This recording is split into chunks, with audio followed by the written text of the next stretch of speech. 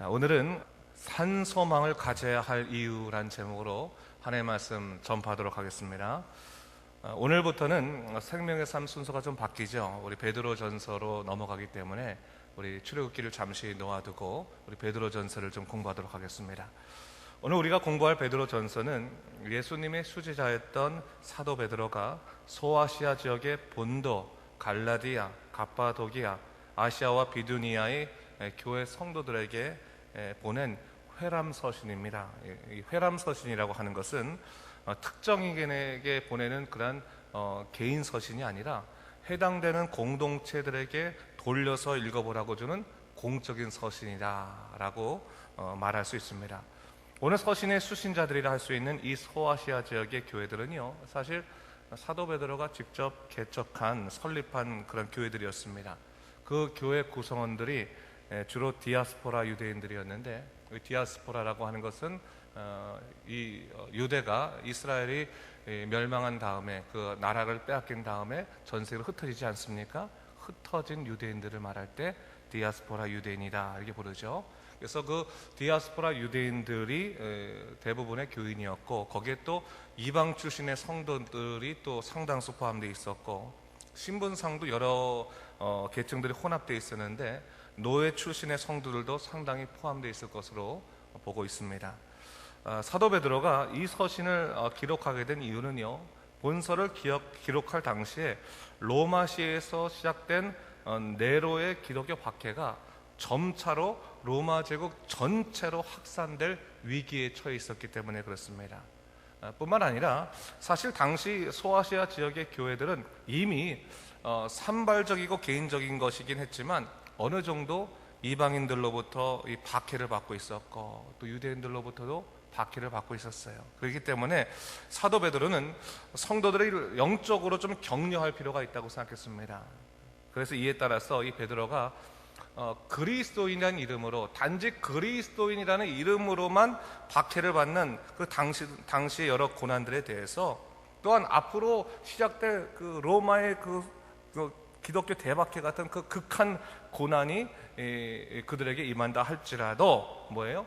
성도는 위기 가운데서 예수 그리스도를 붙들어야 된다라는 것을 가르치기 위해서 이 편지를 썼다는 사실이에요.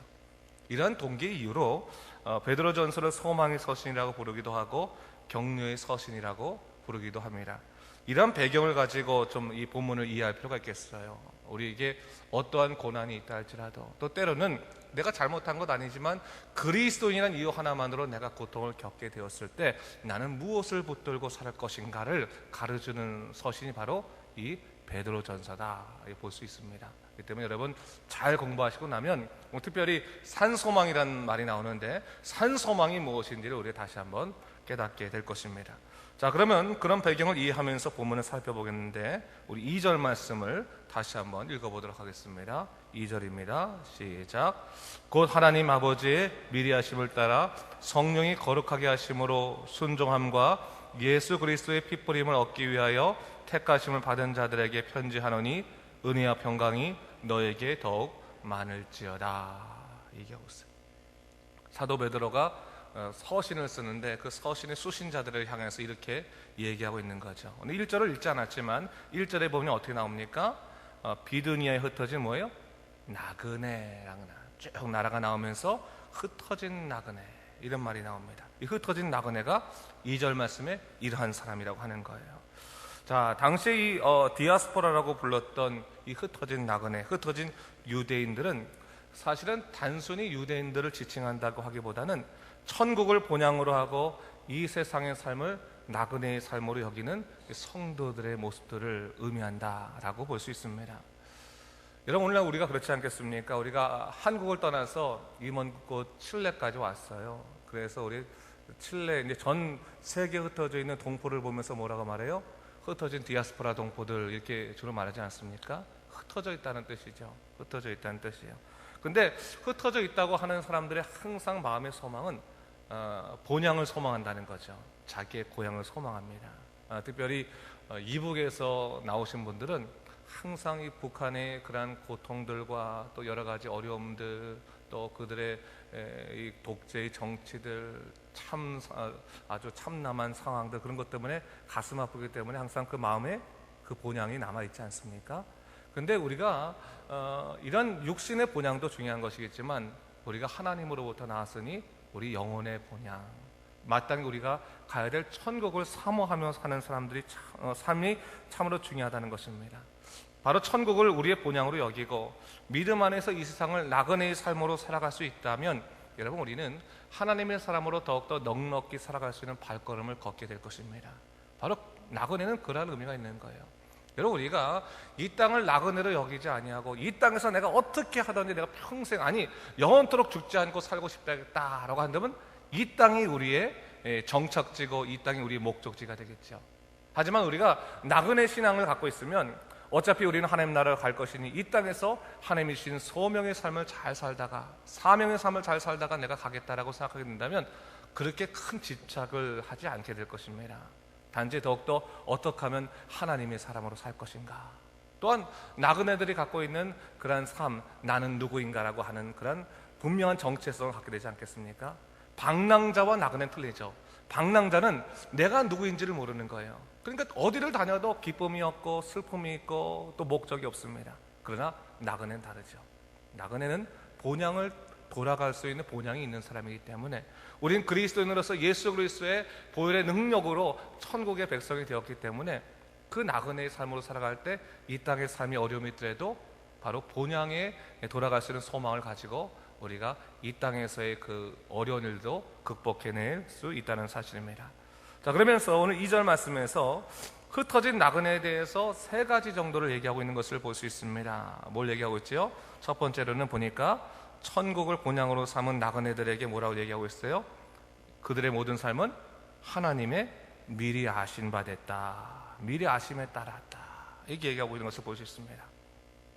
여러분, 우리가 살아갈 때 이 땅에 고난이 있을 수 있습니다. 어려움이 있을 수 있습니다. 그러나 우리가 생각할 건 뭐냐면 우리가 비록 어렵고 힘들다 할지라도 우리의 사정은 뭐예요? 감춰져 있지 않다는 겁니다. 항상 하나님께서 모든 것을 아시고 우리의 갈 길을 인도하신다는 사실입니다. 여러분, 성도들이 살아갈 때, 이 세상을 살아갈 때 항상 명심해야 될 것 중에 하나는 아무리 어려운 일이 있더라도 하나님께서 우리 갈 길을 인도하신다는 선한 목자 되시고 우리의 주관자 되시는 하나님, 통치 되신 하나님을 절대로 놓치지 말아야 되는 것입니다.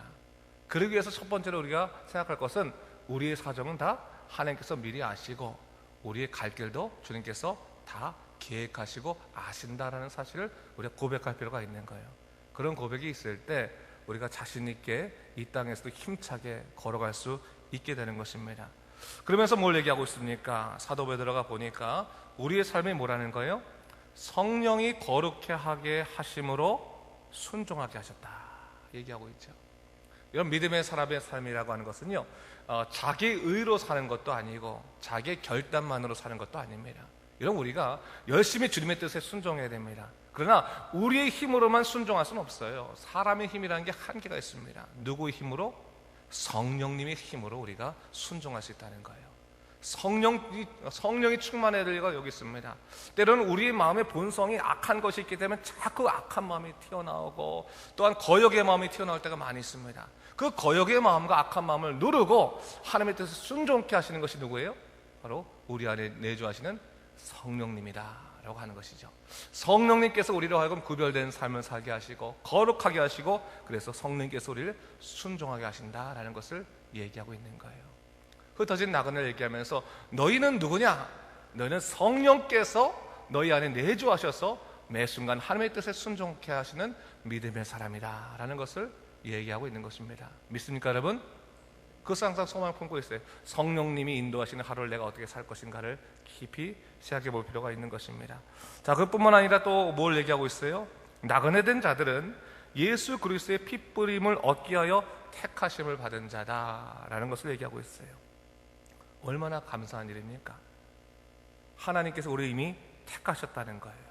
택하신 예수 그리스도의 핏뿌림을 얻은 자예요. 택하신 자예요. 우리는 이미 오래전에 하나님께서 우리를 구원하신다고 약속하시고 택하셨다는 거죠.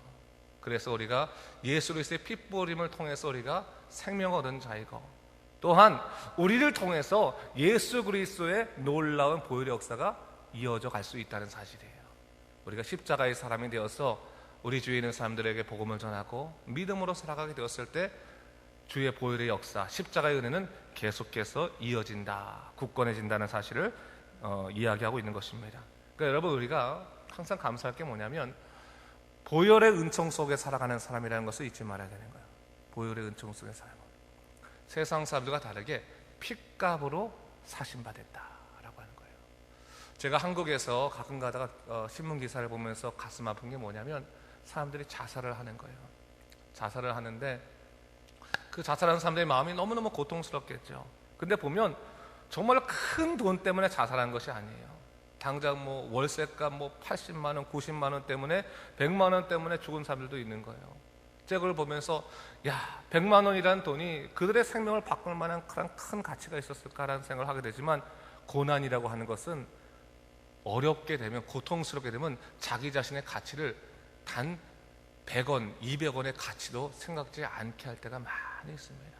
이런 우리가 살아갈 때 나그네로 살아가지만 명심할 것은 뭐냐면, 우리는 예수 그리스도의 보혈의 능력으로, 보혈의 은총으로, 예수의 피값으로 사신받은 사람들이니까 우리 식으로 계산을 해가지고 우리의 생명을 가치를 매겨서는 안 되는 거예요.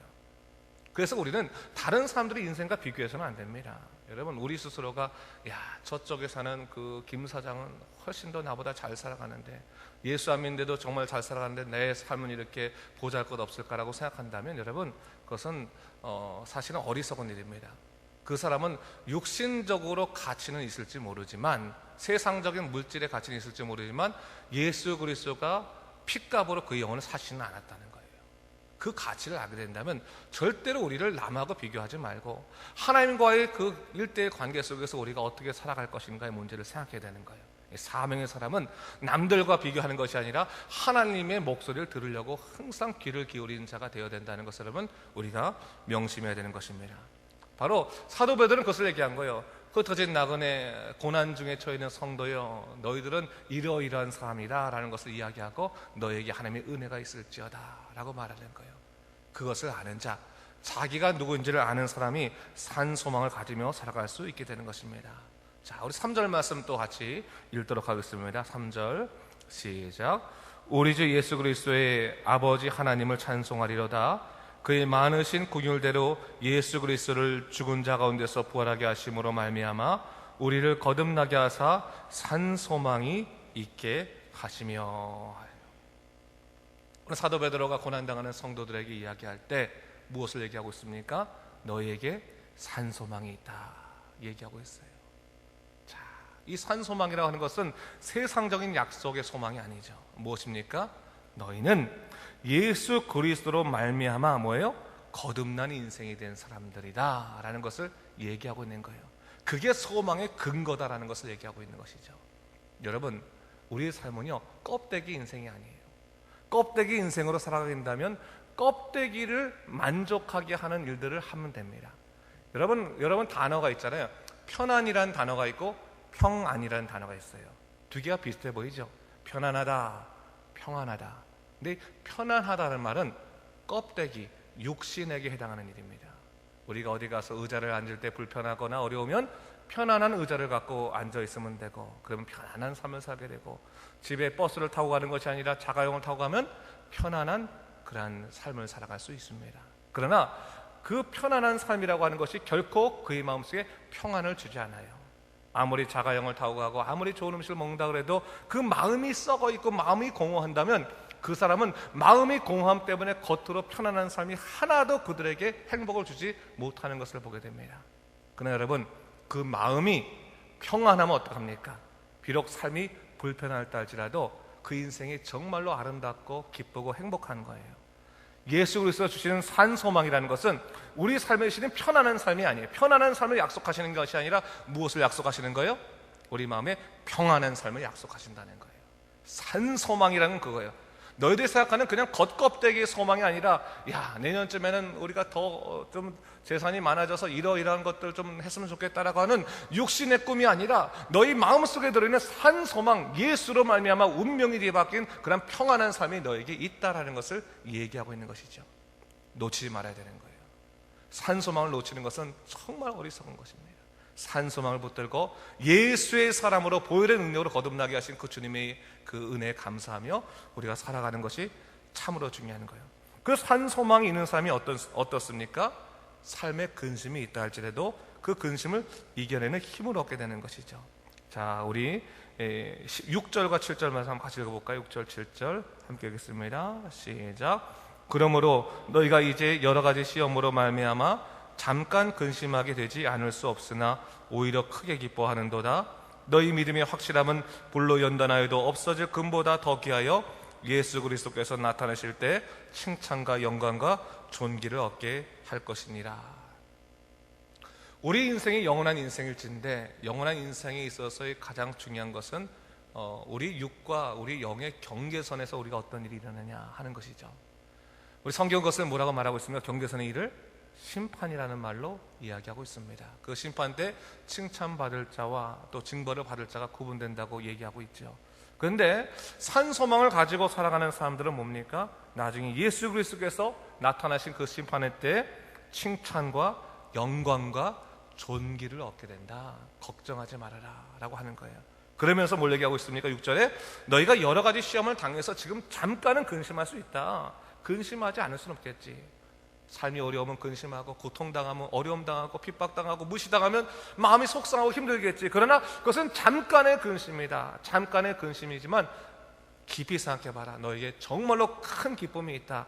바로 예수님이 나타나실 때 너희에게 칭찬과 영광과 존귀가 있으니까 그것을 바라보고 이 잠깐의 근심을 이겨내라 라고 이야기하고 있는 것입니다. 여러분, 잠깐의 근심도 있을 수 있지만 이겨내시기 바랍니다. 그러면서 두 가지를 제가 좀 더 얘기했습니다. 4절 말씀 읽겠습니다. 시작. 썩지 않고 더럽지 않고 쇠하지 아니하는 유업을 잊게 하시나니 곧 너희를 위하여 하늘에 간직하신 것이라. 여러분, 이 땅에 쌓아두는 것이 있을 수 있고 하늘에 쌓아두는 것이 있을 수 있습니다. 이 땅에 쌓아두는 것은 지금 사용할 수 있는 것이죠. 지금 사용할 수 있는 것. 하늘에 쌓아둔 것은 하나님과 동행하면서 영원토록 우리에게 있는 귀한 삶의 보배들입니다. 우리의 영혼의 보배들입니다. 바로 그 예수 그리스도의 유업, 썩지 아니하는 유업을 잊게 하신다. 기업을 우리에게 주신다라고 얘기하고 있습니다. 이거 한번 생각해 보세요. 이 땅을 살아갈 때도 우리가 무엇인가 계획 잡으면서 저축을 할 때 돈이 많이 저축된다 할지라도 아직 쓰지 못할 때는 뭐예요? 그것이 지금 내 것이 아니라고 볼 수 있어요. 내 것처럼 보이지만 사용하지 못하면 내 것은 아닙니다. 그렇지만 우리의 꿈이 있죠. 10년 뒤에 이것이 어떻게 사용될지라는 꿈이 있지 않겠습니까? 근데 이 사람의 인생이라는 것이 10년을 살아간다고 누가 보장하겠습니까? 하나님께서 10년을 허락하셔야지만 그 10년 뒤에 내가 쌓아둔 모든 것들이 내 것이 될 뿐이죠. 그렇죠? 그러나 제일 확실한 것은 뭡니까? 하늘에 쌓아두는 것이에요. 예수 그리스도의 보혈의 능력으로 우리가 살아가고 하늘의 기업을 있게 하시니 하늘에 쌓아둔 것은 절대로 썩지 아니하고 없어지지 아니하는 것이기 때문에 우리는 이 하늘의 유업에, 하늘의 기업에 있어서의 그 재산도 우리 좀 기억할 필요가 있는 거예요. 우리가 하늘의 기업을 쌓고 있는 사람인가를 생각할 필요가 있고, 5절 말씀 뭘 얘기하고 있습니까? 5절 같이 읽습니다. 시작. 너희는 말세에 나타나기로 예비하신 구원을 얻게 하여 믿음으로 말미암아 하나님의 능력으로 보호하심을 받았느니라.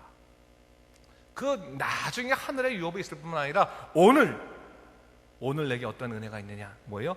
믿음으로 말미암아 하나님의 능력으로 보호받는 그러한 놀라운 현재의 기쁨들도, 현재의 약속들도 있는 것이다 라는 것을 얘기하고 있는 것입니다. 여러분, 믿음을 가진 자에게 하나님의 보호하심이 있을 줄 믿습니다. 여러분, 믿음을 가지십시오. 그 믿음이 하나님의 놀라신 약속들을 보게 하는 여러분들의 눈을 갖게 하며 하나님의 손을 발견할 수 있는 놀라우신 경험을 허락해 줄 것입니다. 오늘 여러분들 살아가실 때 산소망 다시 한번 깊이 묵상하시고, 내가 정말 예수님에게 시작된 그런 은혜의 산소망을 갖고 있는가 곰곰이 생각해 보시면서 오늘도 힘있게 믿음 안에 살아가신 여러분 되시길 주님의 이름으로 축원합니다. 기도하겠습니다. 주 하나님 아버지 감사합니다. 이 아침에 우리가 산 소망을 가져야 될 이유에 대해서 한번 또 살펴봤습니다. 하나님 아버지, 우리가 믿음의 산 소망을 가지고 살아가게 도와주시고 예수의 보혈의 능력이 우리 안에 있사오니 주여 놓치지 않고 살아가는 귀한 인생 될 수 있도록 인도하여 주시옵소서. 감사드리며 예수님 이름으로 기도드립니다. 아멘.